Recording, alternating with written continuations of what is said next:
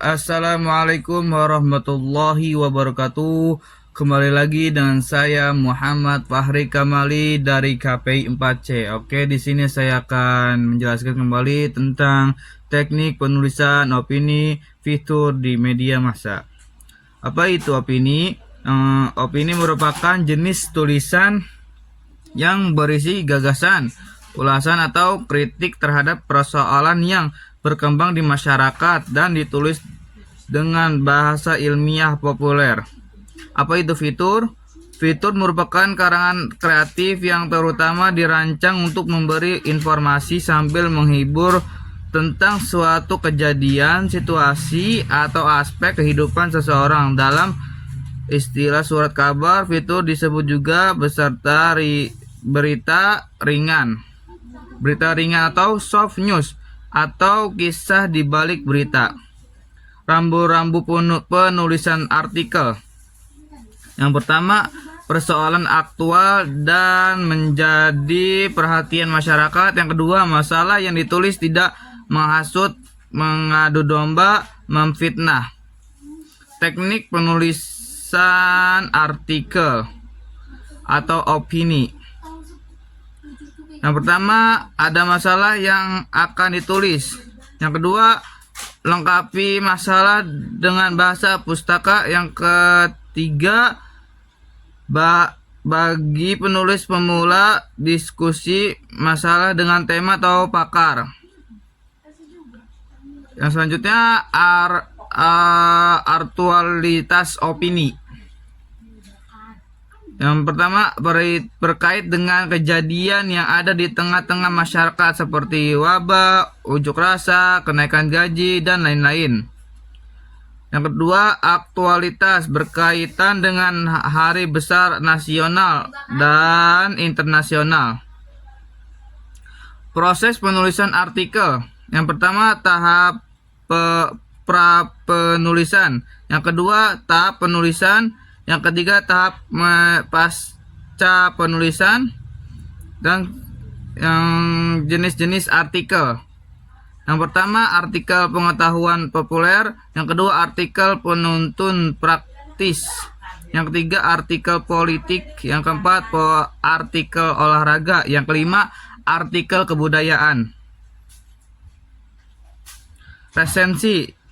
Yang pertama, penilaian buku. Kedua, ulasan buku. Ketiga, pertimbangan buku, dan lain-lain. Struktur, identitas buku, judul, penulis, penerbit, jumlah halaman, tahun terbit, edisi, dan harga. Praktik resensi. Yang pertama, judul. Yang kedua, pendahuluan. Yang ketiga, analisis, dan lain-lain. Tips menulis. Yang pertama, mencari informasi yang menarik dari kegiatan pengamatan spontan, membaca buku internet dan web lain-lainnya.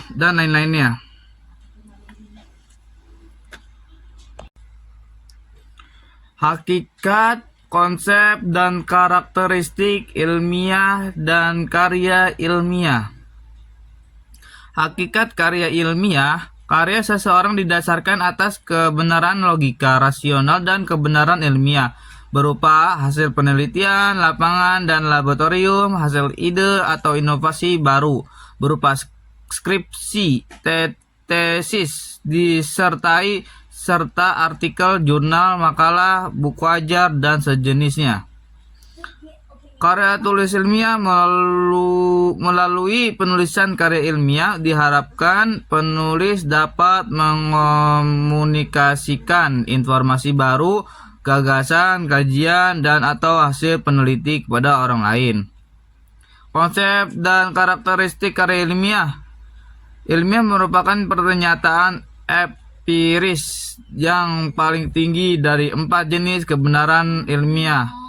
Yang pertama, kebenaran otoriter, yaitu kebenaran mengetahui yang diambil atau berasal dari pernyataan tokoh yang berkuasa seperti raja, uskup, kepala adat, dan sejenisnya. Persiapan penulisan karya ilmiah.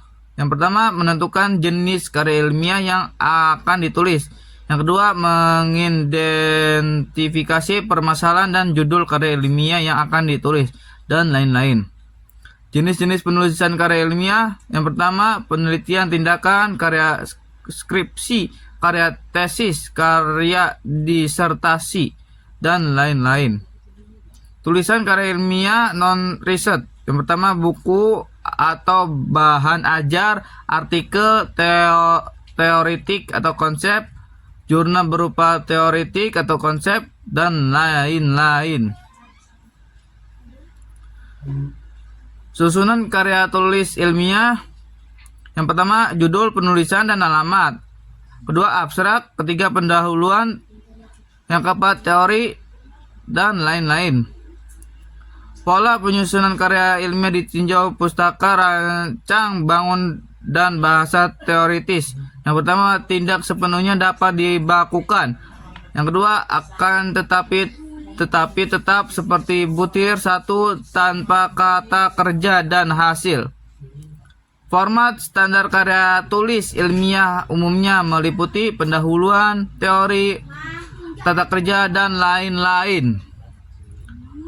Ada 4 hal pokok yang perlu diperhatikan dalam penulisan karya ilmiah. Yang pertama, apa yang akan ditulis. Yang kedua, media tepat tulisan dimuat. Yang ketiga, pembaca atau audiens. Yang keempat, keaslian. Beda naskah dengan naskah lain pada subjek yang sama. Penulisan dan alamat. Nama atau tanpa gelar, pangkat, atau jabatan. Penulisan utama, rencana, dan penanggung jawab utama kegiatan. Penulisan kedua, kontributor utama, yang lain cukup dicantumkan. Nah, sekian dari saya. Billahi taufiq wal hidayah. Wassalamualaikum warahmatullahi wabarakatuh. Terima kasih.